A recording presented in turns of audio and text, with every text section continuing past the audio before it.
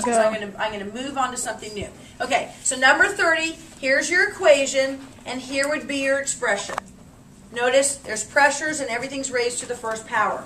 What they gave you in the problem is, it says specifically, at equilibrium, here are the pressures. So the PCl5 was 1.3.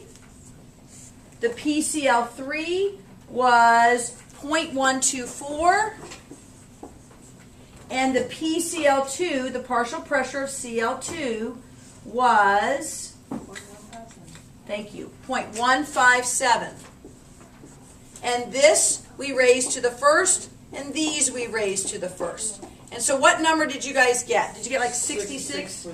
Yeah. Okay, so we'll do 66.8, okay?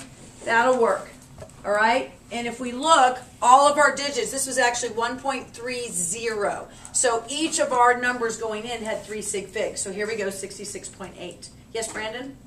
We raised it to like the first power. If that had a different like amount of moles, would you raise it to the? Yeah, so if this had been like a 2 over here, I would have squared it. Okay, yes? Yeah, it won't be, no, K will never be a negative number, but it could be like 6 times 10 to the negative 10th. I meant like the exponent. No, the exponents won't be negative. Only that RT to the delta N could be. Because the delta N was some moles minus other moles. Okay? All right, but these won't. Because these are coefficients. You're never going to have a negative, we don't balance with negative numbers. I'm sorry. No, you're good. Okay, now, here is the follow-up question. Okay?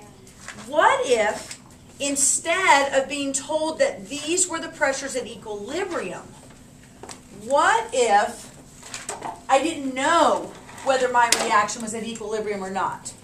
And I said, okay guys, I've walked up to my reaction vessel, and this is 1 atmosphere, this is measuring 2 atmospheres, and this is measuring at 3 atmospheres.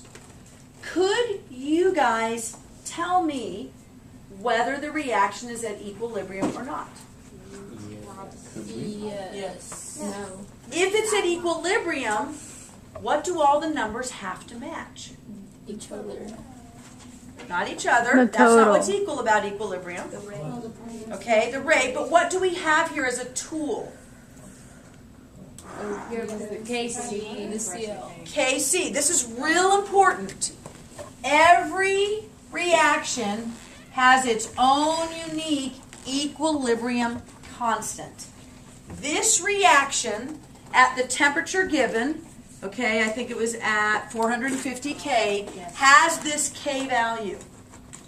Anytime you do this reaction and you let it reach equilibrium and you don't change the temperature, its K value will be 66.8. This is the constant value. This is the special number for this reaction. So, can you guys evaluate whether these pressures would be at equilibrium? What are you going to do? What are you going to do with these numbers? Assuming that we knew that it was 66.8 or not. Yeah, you know this because we just solved this. We know that the Kp for this reaction is 66.8. Do the same thing and then just Just check plug it. in the numbers into the. Just Yeah. plug them in. That's right. So now, when you're plugging in numbers that are not necessarily at equilibrium, then instead of calling it a K, they call it a Q, which I know sounds kind of funny. I think they just wanted something kind of generic. Maybe it's Q for quotient because we're dividing something. But this is just when you're plugging in any old pressure. So for PCl5, what am I going to plug in? 3. I'm going to raise that to the first. For PCl3, what am I going to plug in? I've got my 1, and then what else am I going to plug in? My 2. All right?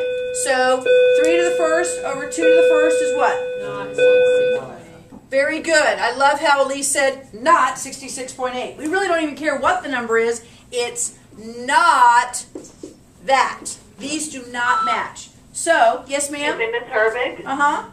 I need Anna Dent to come to the attendance office for checkout. All right.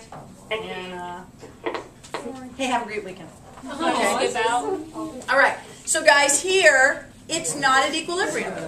Anna, listen to this one last thing before you go. Okay, while you're packing up, I'm sure you can absorb it. Okay, so it's not at equilibrium. Everybody good with that? Yeah. Okay, how's it going to get to equilibrium? Remember, reactions that are reversible can do one of two things. They can go forward or they can go reverse. Okay, which way is this one going to go to get where it needs to be at equilibrium? It's going to go forward because 1.5 is too small. And going forward will up the amount of products, which is what we put in the front, okay? So if your Q is ever smaller than where you need to be for your K, then it will the reaction will go forward. What if it had been 150? It would go back. It would go backwards. It's too far. Back up, okay? So if Q is bigger than K, then it's going to go in reverse until it gets to the nice dynamic equilibrium. If Q is K, where are you? You're there, man. You are at equilibrium. And this is all at one temperature. Yeah, Halabala.